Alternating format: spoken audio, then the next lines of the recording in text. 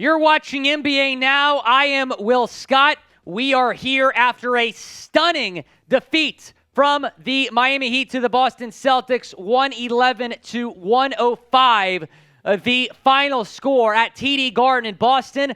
Miami went into Boston, took both games, and now have a 2-0 series lead going back to South Beach. Taking a look at the final box score here.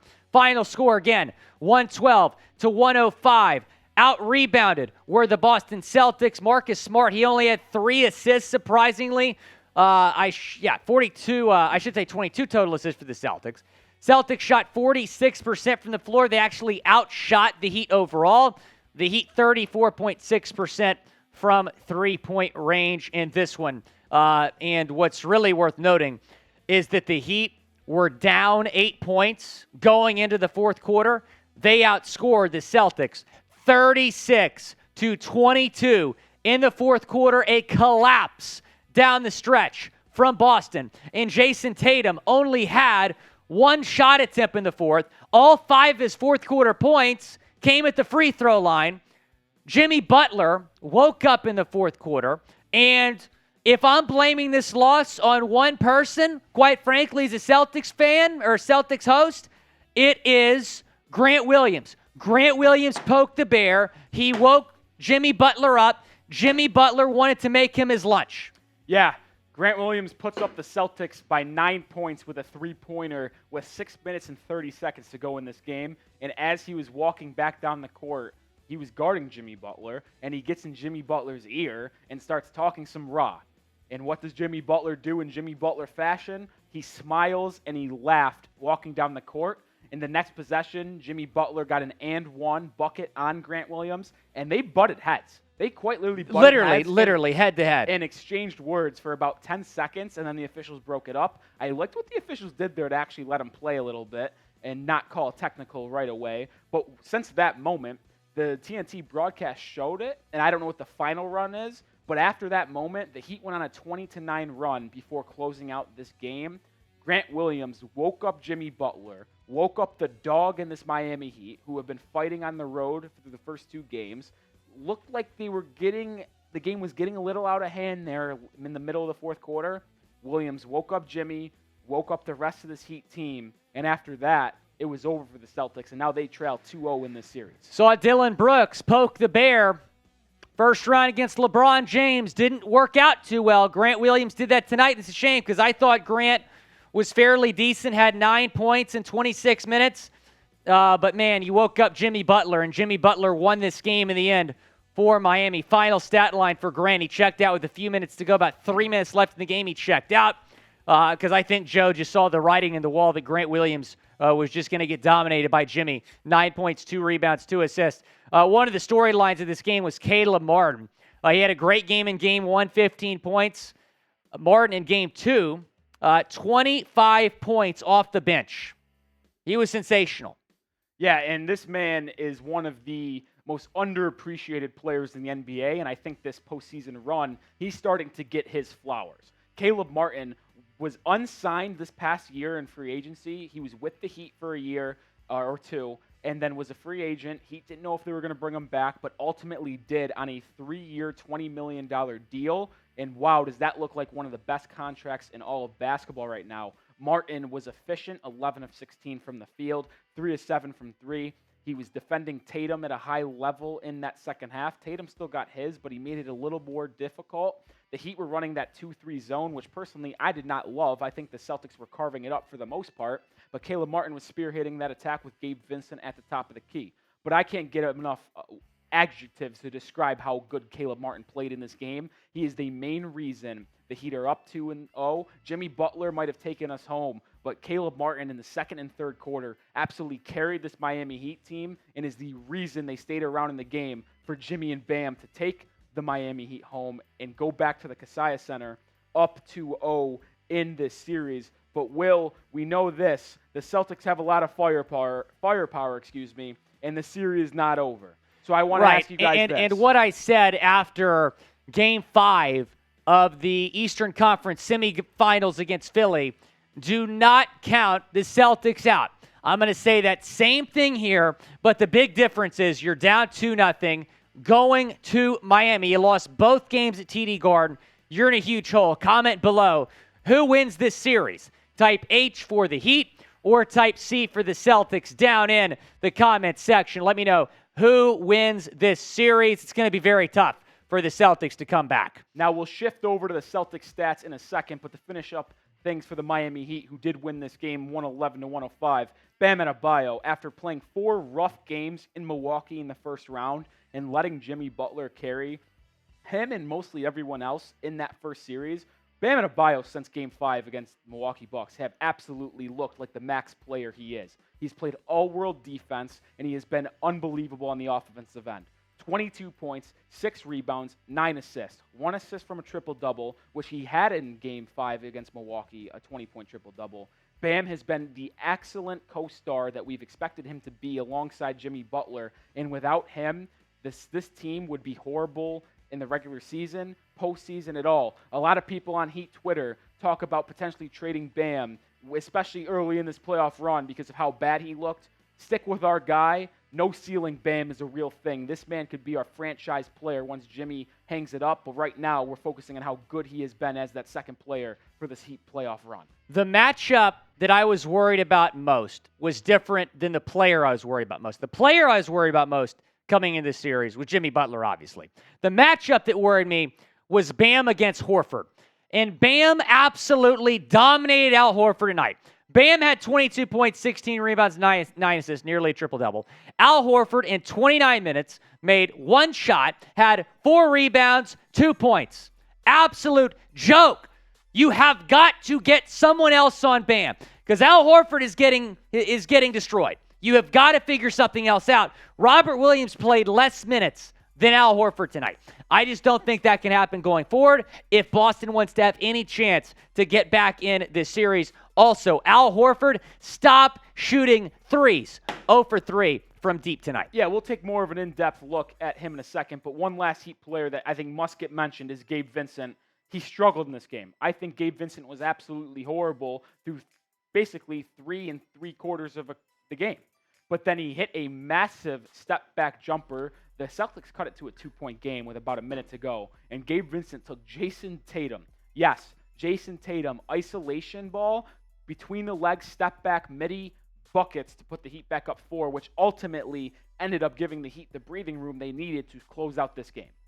Gabe Vincent, got to give him credit. He was non-existent really all night.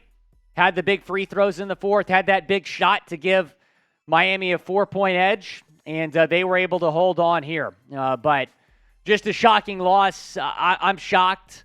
I thought we were going to have a competitive game tonight, Rolly. I said that before. I know a lot of Celtics fans were confident not only in a win, but a dominant win, much like we saw in Game 2 against Philadelphia after dropping Game 1. But I know Miami was just going to be tougher than Philly. They're hungrier. They're better. They're better coached, obviously.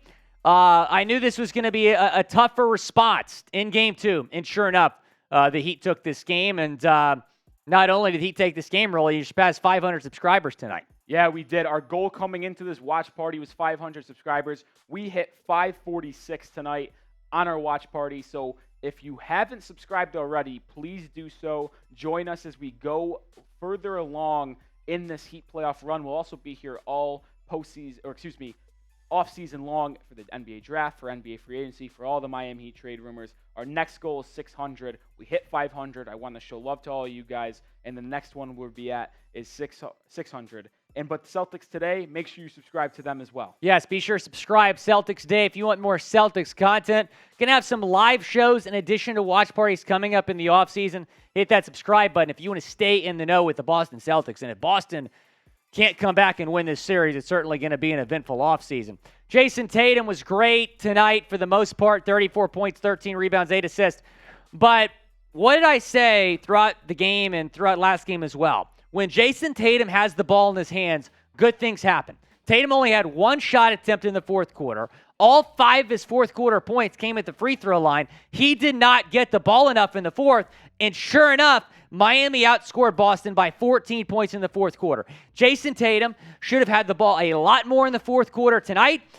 He might have been able to do what he did in the fourth quarter in Game 6 against Philly, quite frankly, if he would have been able to have those possessions. But the offense did not run through Jayson Tatum in the fourth, and it showed. You lay an egg in the fourth quarter, and it's disappointing. You let a great Jayson Tatum performance go to waste. Yeah, I thought Tatum was terrific in that first and third quarter. I mean, he was unguardable, getting anything he wanted. He had 14 points. I should say, let me correct myself. He had 12 points in the first quarter, and then he had 15 points in the third quarter. So he was getting anything he wanted. The Heat had no answer for him. And I don't know how it's even possible for him to go that quiet in the fourth quarter for the second consecutive game. Is it the Heat's defensive game plan to just front Tatum and not let him get the ball, or is he not calling for the ball? Whatever it is needs to change if you're the Boston Celtics, because, like I said, he could not be stopped in this game, and he barely took any shots in that fourth quarter. All of his 5 points in that fourth quarter came from the free throw line. I mean, what are you doing, Jayson? JT, take over the game, man. Yeah, I'm with you, man. I'm a Heat fan, so I obviously don't want him to do that. But just not to mention, this comes after he did not have one shot attempt in the fourth quarter in Game 1. Yeah, and the Celtics lost that game as well. It just makes no sense. But you know who's been horrific in Jaylen Brown. Two games? Jaylen Brown was rough, man. Jaylen Brown. Man. So Jaylen Brown, 16 points, 4 rebounds, 1 of 7 from 3. You want to know what his plus-minus was, Hurley? Just take a guess. Minus 29. Minus 24. Woo! Jaylen Brown was minus 24 tonight. Quite frankly, the Celtics were better, a lot better, when Jaylen Brown was not on the court. I don't know why, but Jaylen Brown just had a bad basketball game tonight. Did not look confident, did not look comfortable, did not look ready. And Jaylen Brown had one of the worst performances that I've ever seen from him playoff-wise. Disappointing. He did not score at all in the fourth quarter, by the way. He did not get going. I don't get it. I don't know what happened to Jaylen Brown tonight. It was disappointing. Jayson Tatum had a good game for the most part. Obviously needed more touches there in the fourth. But Jaylen Brown, from start to finish, was not good. In fact, he started 1 of 7 from the field. They took him out. The Celtics went on a 19-2 run without him. Yeah, Jaylen Brown, questionable shot, I guess, selection, but he's also not being able to hit anything either. I want to take a look at his three-point shooting before we move on to our next key to the Heat winning this game, which is Al Horford. But first, Jaylen Brown through the first 2 games of the series at home.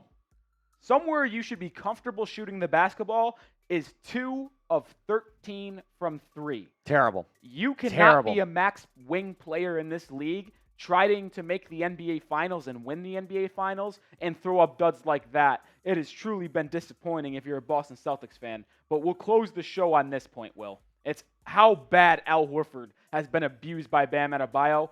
Horford played terrific against Joel Embiid last series, locked him up, made his life difficult for Embiid. But this series, Bam has done whatever he wanted.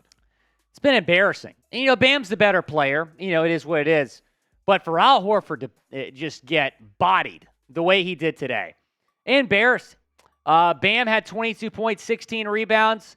Al Horford, 2 points, 4 rebounds, 0 of 3 from three-point range. What did I say every time he threw up a 3? I said, don't shoot it. I said, why are you shooting it? He cannot make three-pointers. He has been struggling the last couple of games from distance. He was 1 of 5 from three-point range in Game 1. So he's 1 of 8 from three-point range in this series. It just can't happen. I love Al. He's been a great player for a long time. I think Robert Williams should get more minutes. You might want to even consider they haven't done this very often, starting Robert Williams and Derek White. Do not start Al Horford next game. That's my challenge to Joe Mazzulla. Let's see if Mazzulla makes the change, because he's going to be watching the town.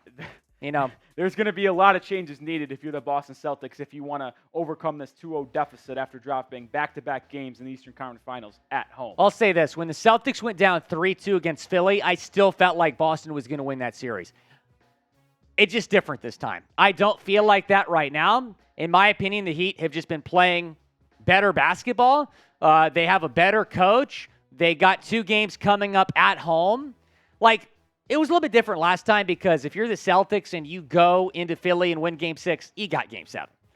Even if you go into Miami and win 1 game, you're still down 3-1. Yeah. So it's just going to be an uphill battle for Boston to win this series. You got to take it game by game. I know everybody's going to be counting out the Celtics. Everyone's going to be saying, oh, man, Jaylen Brown trade. Are they going to blow it up? Or are they going to do all this? Certainly don't count Boston out. If they win Game 3, it's going to get interesting. But still, I feel like you got to have 2 games here. Miami, take both of those games in Miami if you want to have a chance to win this series. Be sure to subscribe if you are all about the NBA, the Heat Report, Celtics Day. Be sure to subscribe, whatever channel you're watching on right now.